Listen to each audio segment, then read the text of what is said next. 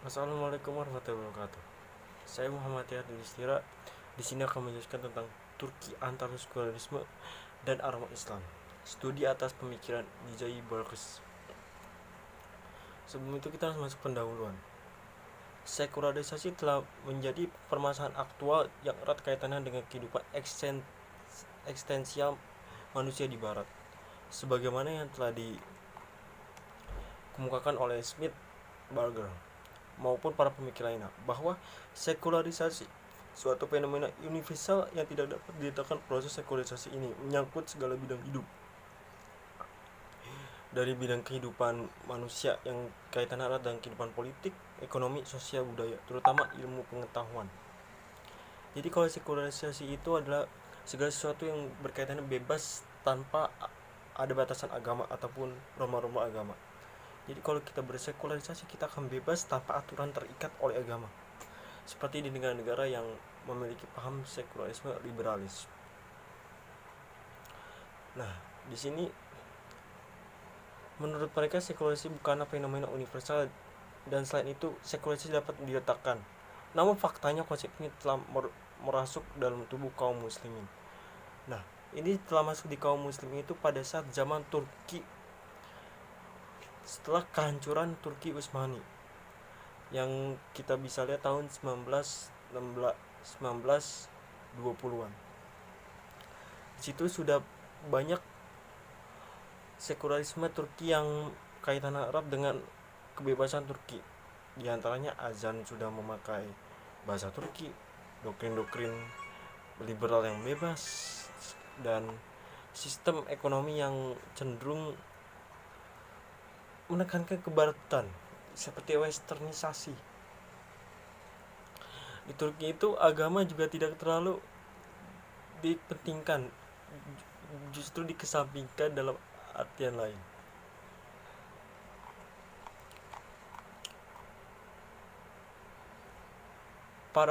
Dan sekularisasi itu juga ada penentangnya. Ada dua kelompok yang saling bertentangan, kaum tradisionalis yang melihat ke belakang masa pertengahan Islam dan Islam yang nyata atau murni. Di sini adalah kaum-kaum yang tidak menyukai kebebasan. Jadi ya agama-agama saja, dan tetapi agama itu harus berkaitan dengan kemasyarakatan juga dan politik karena berpengaruh dalam norma agama. Sekian dari saya. Bismillahirrahmanirrahim. Selanjutnya saya akan membahas tentang Turki menuju sekularisme. Dalam pandangan Niazi, yang dianggap sebagai momentum pertama kontak antara Turki dengan dunia barat adalah jatuhnya Konstantinopel, yaitu ibu kota Bizantium, ke tangan pasukan Turki Utsmani di bawah pimpinan Sultan Mahmud II pada tahun 1853. Konstantinopel yang selanjutnya diganti menjadi Istanbul, yaitu suatu kota metropolis yang berada di benua Asia dan Eropa. Inilah titik awal keemasan Turki Utsmani yang terus cemerlang hingga pada abad ke-18. Turki Utsmani berhasil membentuk suatu imperium besar dengan masyarakat yang multi etnis dan multi religi. Kebebasan dan otonomi kultural yang diberikan imperium kepada rakyatnya yang non-muslim adalah suatu bukti bagi dunia kontemporer pada sistem kekhalifahan dengan konsep Islam telah mempertunjukkan sikap toleransi dan keadilan yang luhur. Kekhalifahan Turki Utsmani didukung oleh kekuatan ulama sebagai pemegang hukum syariah dan kekuatan tentara yang dikenal dengan sebutan tentara Janisari.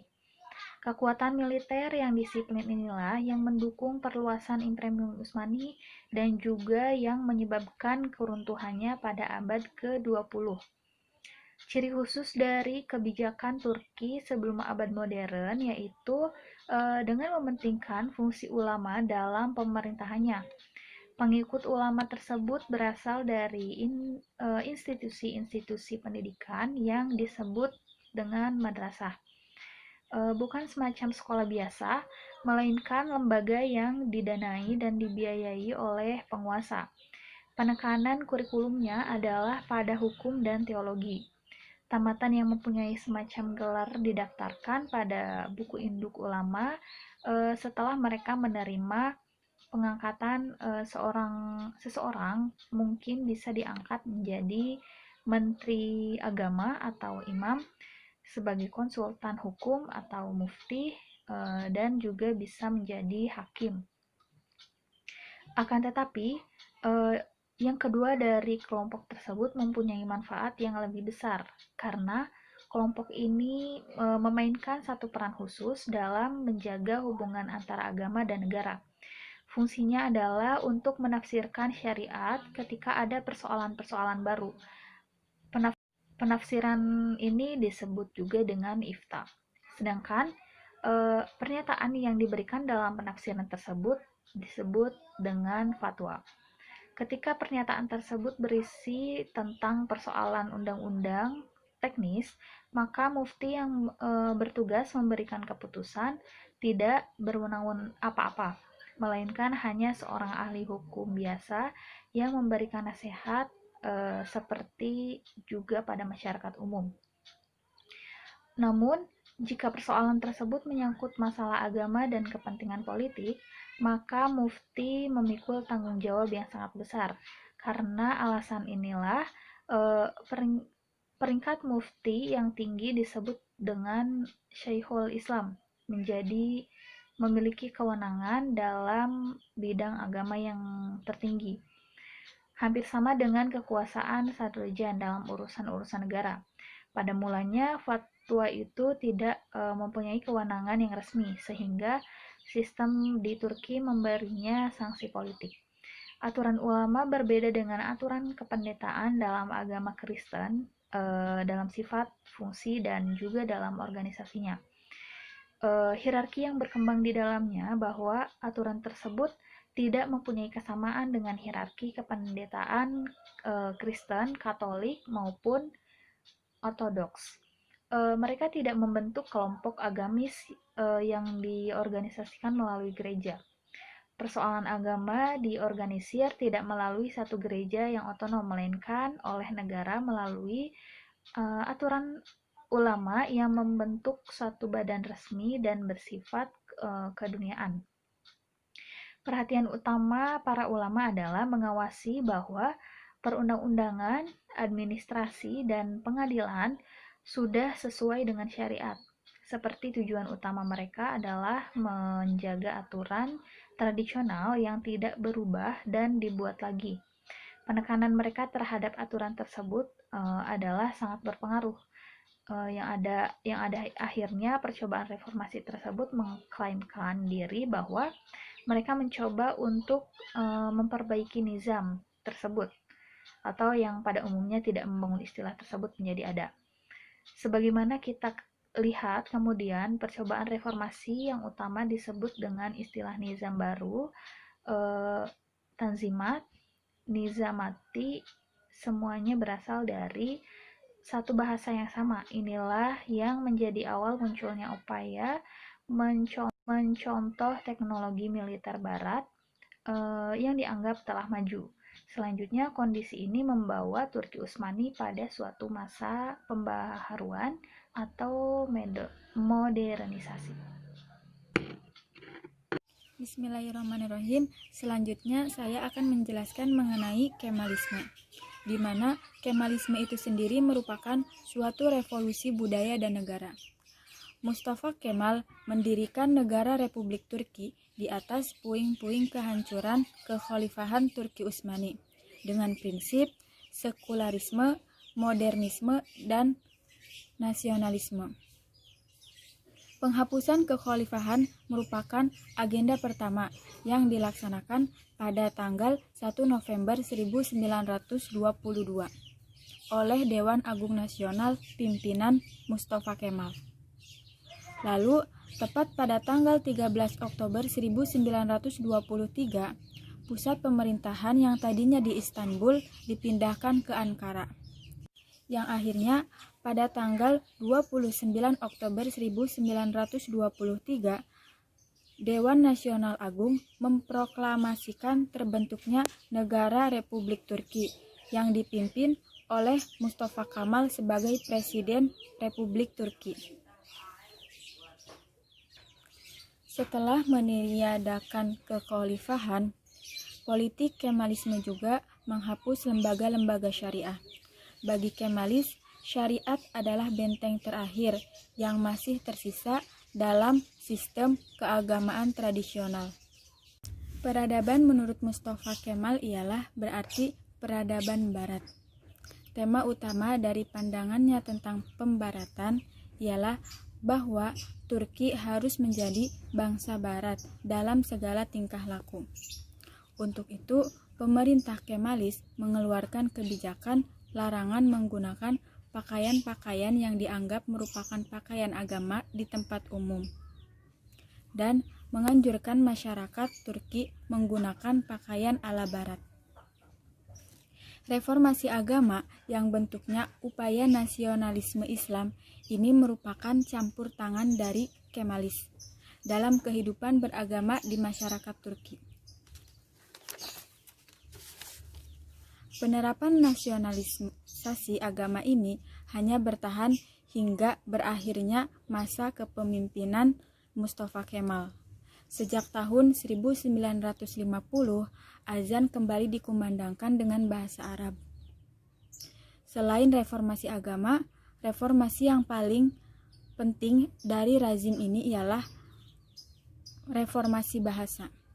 Tulisan Arab diganti menjadi tulisan Latin. Tujuannya ini ialah agar membebaskan bahasa Turki dari bahasa asing, yang penerapannya adalah pemurnian bahasa Turki dari bahasa Arab dan bahasa Persia. Brian S. Turner menyimpulkan bahwa sekularisme tersebut merupakan suatu bentuk pemaksaan dari pemerintah rezim, bukanlah sekularisme yang timbul sebagai adanya konsekuensi dari proses modernisasi seperti di negara-negara Eropa. Selain itu, sekularisasi di Turki pada saat itu merupakan peniruan secara sadar pola tingkah laku masyarakat Eropa yang dianggap modern dan lebih maju. Assalamualaikum warahmatullahi wabarakatuh. Saya Siti Zulaiha akan memaparkan materi yang terakhir, yaitu tentang masyarakat Turki pasca Kemalisme. Setelah Mustafa Kemal meninggal pada tanggal 10 November 1938, dan sebelumnya dia telah menjadi Presiden Republik Turki selama 3 kali berturut-turut, Mustafa Kemal telah diakui berhasil menciptakan sistem pemerintahan parlementer dan meletakkan dasar-dasar yang kuat bagi kehidupan demokratisasi di Turki. Negara Turki telah tumbuh menjadi negara yang relatif lebih stabil dan demokratis daripada negara-negara lain di kawasan Timur Tengah. Kemudian yang selanjutnya, hasil dari reformasi budaya, terutama sekularisme agama. Sekularisme agama di Turki melahirkan generasi Turki yang jauh dari agamanya. Kemudian, penulisan bahasa-bahasa Turki dalam bahasa Latin dijadikan sebagai bahasa nasional di Turki. Dan yang selanjutnya yaitu hukum-hukum Barat diadaptasi oleh semua lapisan masyarakat Turki. Pasca Kemalisme, madrasah di Turki kembali dibuka. Dan akhirnya orang tua menyekolahkan anak-anak mereka ke madrasah kembali karena mereka sadar bahwa anak-anak mereka itu jauh dari nilai-nilai agama. Tapi tidak lama setelah itu, madrasah-madrasah kembali ditutup karena dikhawatirkan lembaga pendidikan itu mendidik kelompok Islam yang fundamental dan nantinya akan mengancam sistem sekuler di Turki. Ideologi sekuler di Turki, yaitu perkembangan masyarakat Turki menemukan karakter sendiri yang unik Kenapa? Karena sebagai bentuk pertentangan yang rumit antara pemikiran Kemalisme yang fundamental dan radikal. Pemikiran liberalis yang meskipun ia menentang Kemalisme, tetapi ia tidak ingin bahwa pemikiran Kemalisme itu diganti. Dan pemikiran Islam, baik yang konservatif maupun modern. Untuk menjadi suatu bangsa yang modern, masyarakat Turki selalu disertai dengan kesadaran yang mendalam tentang watak dan idealisme keturkian dan keislaman. Dan Kemalisme dijadikan sebagai ideologi negara. Keberadaannya sangat dijaga oleh kekuatan militer Turki. Sekian dari saya, kurang lebihnya mohon maaf. Wabillahi taufiq wal hidayah. Wassalamualaikum warahmatullahi wabarakatuh.